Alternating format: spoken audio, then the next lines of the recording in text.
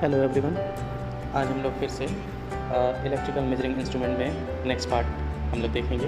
Next part में हम लोग पढ़ेंगे नेक्स्ट मीटर है वाट मीटर। वाट मीटर जैसे कि हम लोग जानते हैं इलेक्ट्रिकल एनर्जी मेजर करने के काम में आता है। इलेक्ट्रिकल पावर मेजर करने के काम में आता है। जो वाट मीटर की यूनिट होती है वो हम लोग वाट में ही मेजर करते हैं। और एक्चुअली वाट मीटर दो टाइप के होते हैं, डायनेमोमीटर टाइप और induction meter type. Dynamometer type में क्या होता है और इंडक्शन मीटर टाइप में क्या होता है, हम लोग बारी बारी से सब चीज़ देखेंगे। एक एक को एक्सप्लेन मैं करूँगा, आप लोग को बहुत अच्छे से समझाऊँगा। आपको ध्यान से देखना, सुनना, पढ़ना है। तो सबसे पहले हम लोग देखेंगे dynamometer type. Dynamometer type actually ये दो मैग्नेट के बीच में हम निडल को डिफ्लेक्ट कराते हैं, और ये दो मैग्नेट जो होते हैं वो एक्चुअली इलेक्ट्रोमैग्नेट होते हैं। डायनेमोमीटर टाइप में दो फिक्स्ड कॉइल होते हैं जिनको हम करंट कॉइल के नाम से भी जानते हैं। आप यहाँ पे देखेंगे ये एक करंट कॉइल, दूसरा करंट कॉइल यहाँ पे रखा है। ये फिक्स्ड होते हैं। और जो एक मूविंग कॉइल होता है जिसको हम वोल्टेज कॉइल कहते हैं, वो इन दोनों के बीच में फिक्स्ड होता है। तो मूविंग कॉइल इन दोनों करंट कॉइल से प्रोड्यूस्ड जो इलेक्ट्रोमैग्नेट फील्ड होता है उससे ये रिएक्ट करके डिफ्लेक्ट होता है, मूव करता है, जिसकी वजह से निडल स्केल पे डिफ्लेक्ट करती है। फिर जो करंट कॉइल होता है वो सीरीज में कनेक्ट होता है, और पोटेंशियल कॉइल जो होता है वो पैरेलली कनेक्ट होता है। यहाँ पे आप देखेंगे, अगर हम इसको पॉजिटिव मान लें तो पॉजिटिव है, ये करंट कॉइल जो है वो सीरीज में कनेक्ट है, और फिर वापस लोड।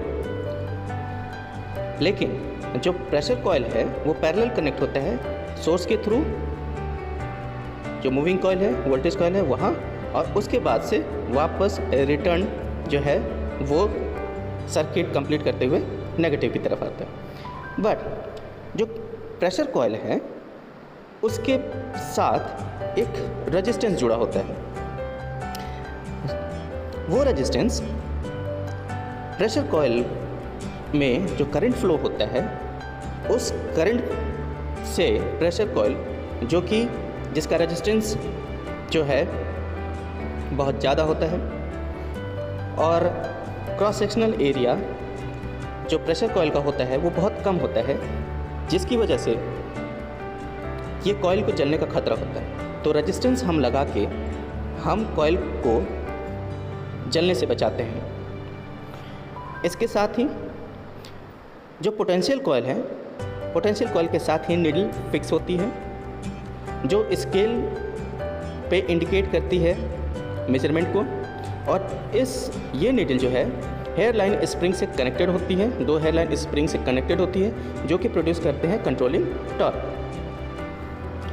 जैसा कि हमने पहले बताया कि करंट कॉइल में जो करंट फ्लो होती है वो इलेक्ट्रोमैग्नेटिक फील्ड जनरेट करती है अराउंड द कॉइल, और सेम करंट वो लोड में जाती है, सेम करंट वो लोड में जाती है। फिर जो करंट कॉइल का इलेक्ट्रोमैग्नेटिक फील्ड है, जो इलेक्ट्रोमैग्नेटिक फील्ड है वो प्रोपोर्शनल होता है लाइन करंट के, जो कि इन फेज होता है। नेक्स्ट, पोटेंशियल करंट जो होता है, पोटेंशियल कॉइल, मैंने जैसे पहले बताया कि वो एक रजिस्टर कनेक्ट होता है सीरीज में। किस लिए? लाइन करंट को रिड्यूस करने के लिए, लाइन करंट को रिड्यूस करने के लिए, जिससे कि प्रेशर कॉइल हमारा ना जले।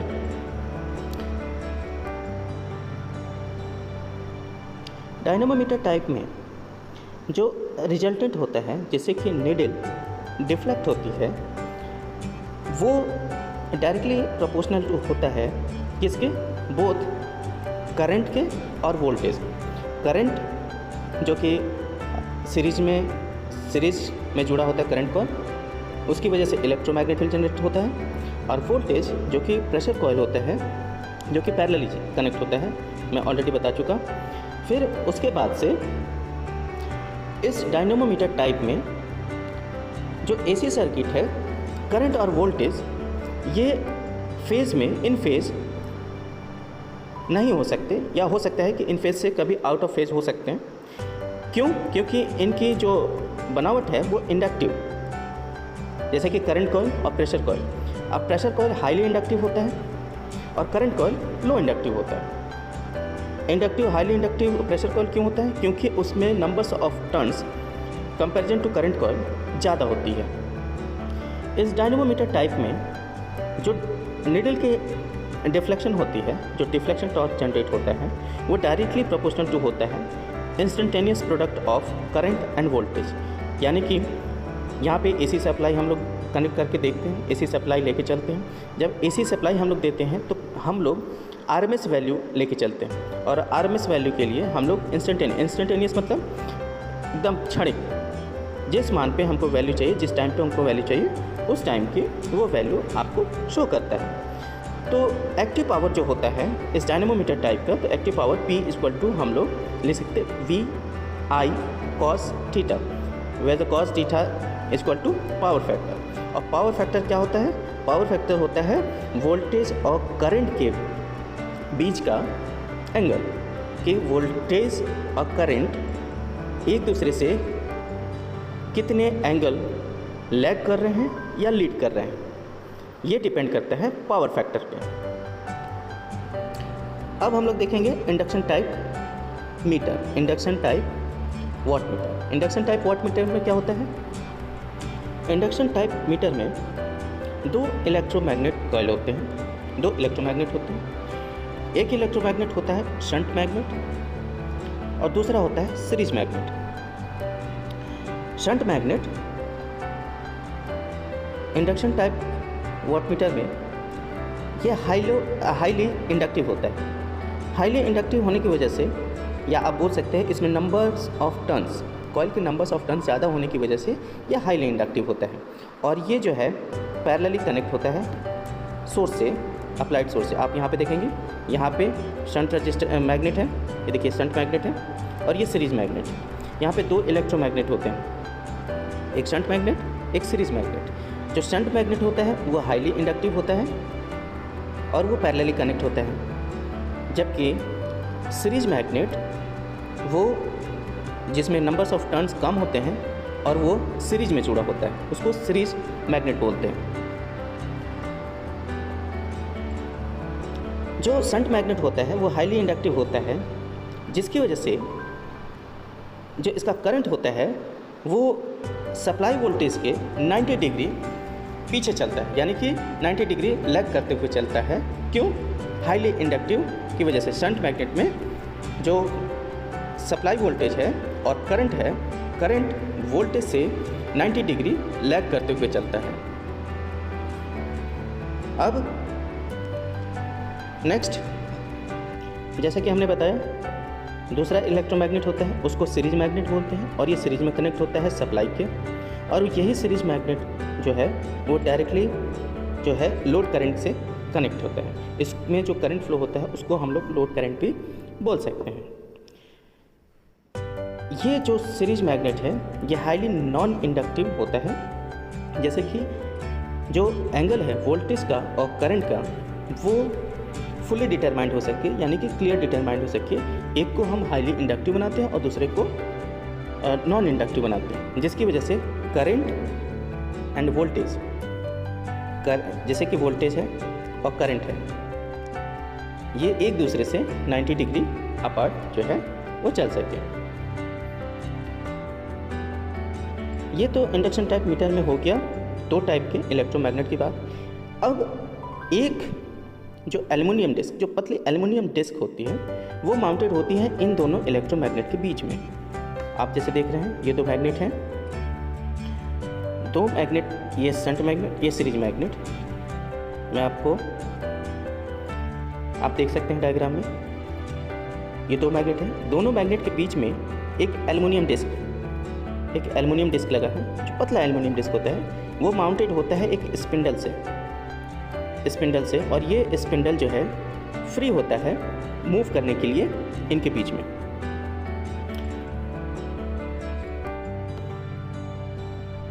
और ये स्पिंडल, इसमें जो कंट्रोलिंग टॉर्क होता है वो स्पाइरल, हेयरलाइन स्पाइरल स्प्रिंग के द्वारा होता है।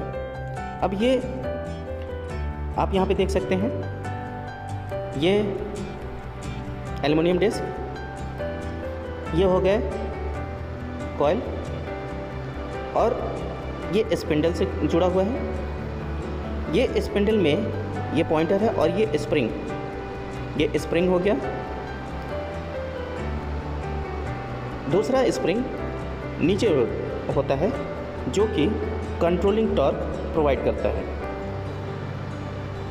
जो डिस्क होता है वो दोनों इलेक्ट्रोमैग्नेटिक के बीच में होने की वजह से उनसे जनरेट जो भी फ्लक्स होते हैं उनको काटते हुए चलता है। जब हम पावर सप्लाई से इलेक्ट्रोमैग्नेट को हम कनेक्ट करते हैं तो करंट कॉइल के थ्रू जो करंट फ्लो होता है उसके वजह से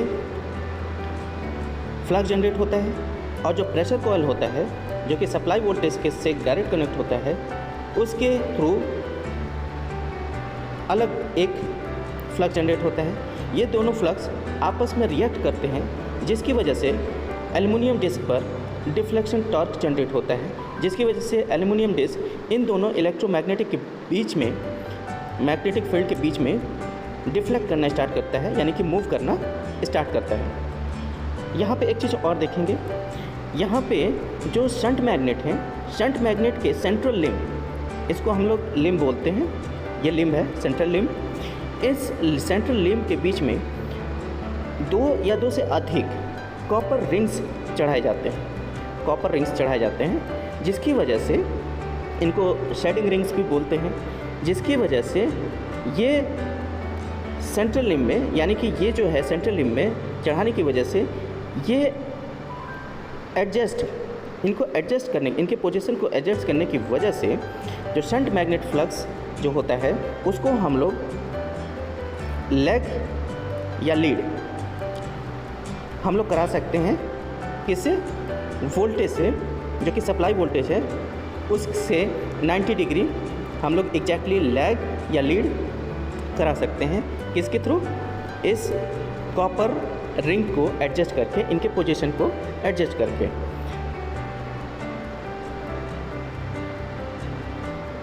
अब हम लोग देखेंगे इंडक्शन टाइप मीटर में कैसे एल्युमिनियम डिस्क जो है वो डिफ्लेक्ट करता है और मेज़रमेंट हम लोग कैसे लेते हैं। यहाँ पे एक लाइन डायग्राम देख सकते हैं, इसको हम लोग वेक्टर डायग्राम भी बोलते हैं। वेक्टर डायग्राम में कुछ आपको वैल्यूज़ दी गई है, जैसे कि V, जिसको हम लोग बोलते हैं अप्लाइड वोल्टेज। इसमें IC है, ये देखिए IC यहाँ पे विधि है, ये IC है जिसको हम लोग लोड करंट बोलते हैं, और ये सीरीज में जुड़ा होता है। फिर यहाँ पे आपको दिखेगा IV जो है ये शंट मैग्नेट के द्वारा जो करंट कैरी करते हैं उसको बोलते हैं। और एक है कॉस A, यानी कि कॉस अल्फ़ा मान ले या कॉस A मान ले, जिसको हम लोग लैगिंग पावर फैक्टर बोलते हैं। अब ये काम कैसे करते हैं इसको हम लोग आइए समझते हैं। यहाँ पे जब हम लोग वाट मीटर को सप्लाई वोल्टेज से जोड़ते हैं, जब वाट मीटर को सप्लाई वोल्टेज से जोड़ते हैं तो V जो है और उसमें बहने वाला करंट जो है IV। अब IV क्यों बोल रहे हैं? क्योंकि ये शंट मैग्नेट में, शंट इलेक्ट्रोमैग्नेट में कनेक्ट है। जब उसमें हम सप्लाई वोल्टेज जोड़ते हैं तो वोल्टेज और करंट के बीच में यहाँ पे करंट जो है वोल्टेज के 90 डिग्री अपार्ट चलता है। अब क्यों चलता है ये हमने पहले बताया था कि जो शंट मैग्नेट इलेक्ट्रोमैग्नेट होता है वो क्या होता है, हाईली इंडक्टिव होता है। हाईली इंडक्टिव होता है, क्या होता है? हाईली इंडक्टिव होता है। लेकिन अब हाईली इंडक्टिव होने की वजह से उसमें करंट जो है वो वोल्टेज से 90 डिग्री पीछे चलता है।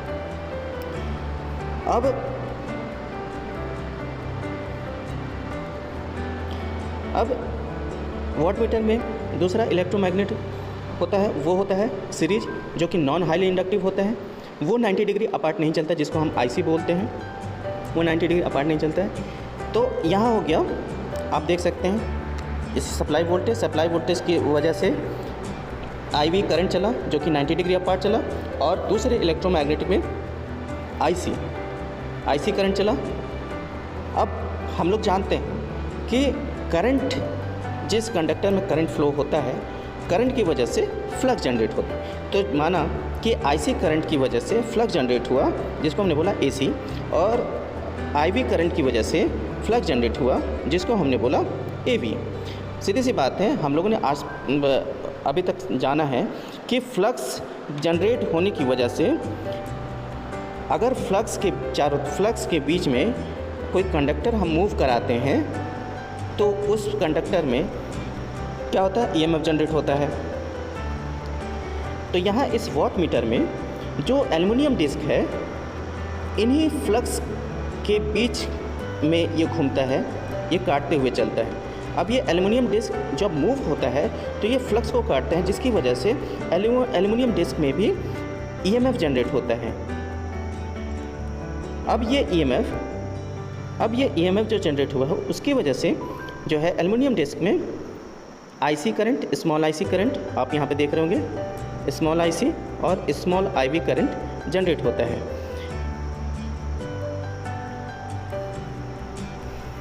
यहाँ पे आप देख रहे होंगे ईडी, यानी कि deflection torque, directly proportional to AC sine 90 - ए।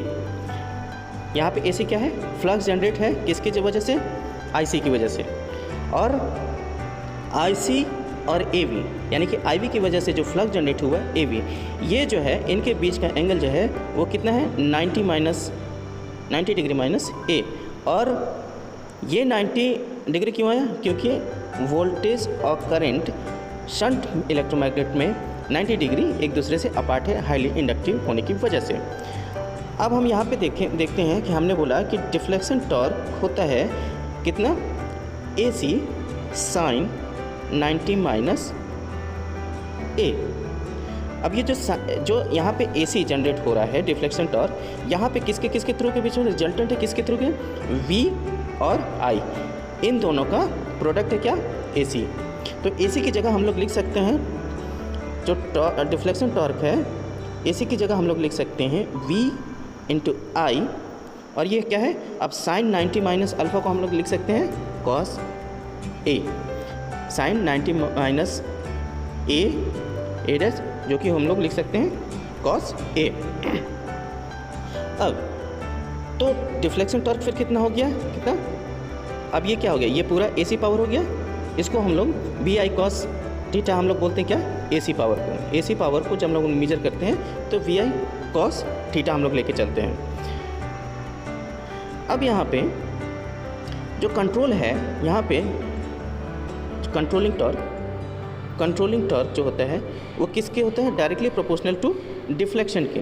और डिफ्लेक्शन किस में होता है, नीडल में। और डिफ्लेक्शन किसकी वजह से हो रहा है, V और वोल्टेज करंट, सप्लाई वोल्टेज और सप्लाई करंट के, लोड करंट के, ठीक है। अब जो जितना ज़्यादा डिफ्लेक्शन होगा स्प्रिंग उतना ही ज़्यादा वो उस पर डिफ्लेक्शन पावर आएगा, कंट्रोलिंग टॉर्क आएगा। जिस पॉइंट पे डिफ्लेक्शन टॉर्क और कंट्रोलिंग टॉर्क इक्वल हो जाता है, वहीं पे हमको क्या मिलता है, स्टडी स्टेट ऑफ निडल, यानी कि जो निडल है वहाँ पे वो उस पॉइंट पे एकदम बिल्कुल रुक जाएगी, फिक्स हो जाएगी, और वहाँ पे निडल फ्लक्चुएट नहीं करेगी। वॉट मीटर में जो कंट्रोल होता है, यानी कि कंट्रोल जिसको हम लोग बोलते हैं कंट्रोलिंग टॉर्क, वो किसके द्वारा दिया जाता है, एक तो ग्रेविटी कंट्रोल जो कि मैं पहले एक्सप्लेन कर चुका हूँ, दूसरा होता है स्प्रिंग कंट्रोल। लेकिन जो हमने दो टाइप अभी वॉट मीटर पढ़ा, एक डायनेमो टाइप और इंडक्टिव टाइप। तो डायनेमो मीटर टाइप में स्प्रिंग कंट्रोल को हम लोग जो है वो कम यूज़ करते हैं, क्योंकि वहाँ पे एरर ज़्यादा होता है, ठीक है। तो वहाँ पे हम लोग ग्रेविटी कंट्रोल का यूज़ कर लेते हैं, ठीक है। और जो इंडक्टिव टाइप होता है कंट्रोल, उसमें हम कंट्रोलिंग के लिए स्प्रिंग का यूज़ करते हैं, स्प्रिंग कंट्रोल का यूज़ करते हैं मोस्ट ऑफ द टाइम।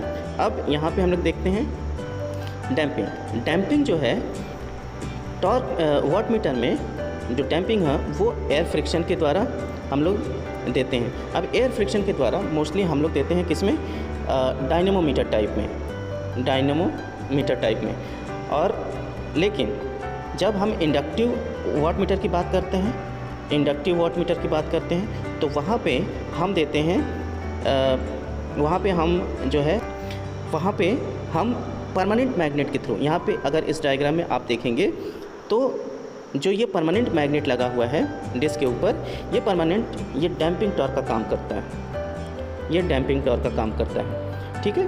तो अब होता क्या है कि इस परमानेंट मैग्नेट की वजह से अपना अलग फ्लक्स जनरेट होता है, और इलेक्ट्रोमैग्नेट जो कॉइल्स लगे हैं, एक करंट कॉइल और दूसरा प्रेशर कॉइल, उसकी वजह से फ्लक्स जनरेट होता है। और फ्लक्स जनरेट होने की वजह से ये दोनों फ्लक्स आपस में रिएक्ट करते हैं, जिसकी वजह से डिस्क मूव करता है, और वो डिस्क मूव जो है परमानेंट मैग्नेट की उस फ्लक्स को काटते हुए चलता है, जो कि अपोज करता है डिस्क के डिफ्लेक्शन का, जिसकी वजह से ये डैम्पिंग टॉर्क जनरेट होता है।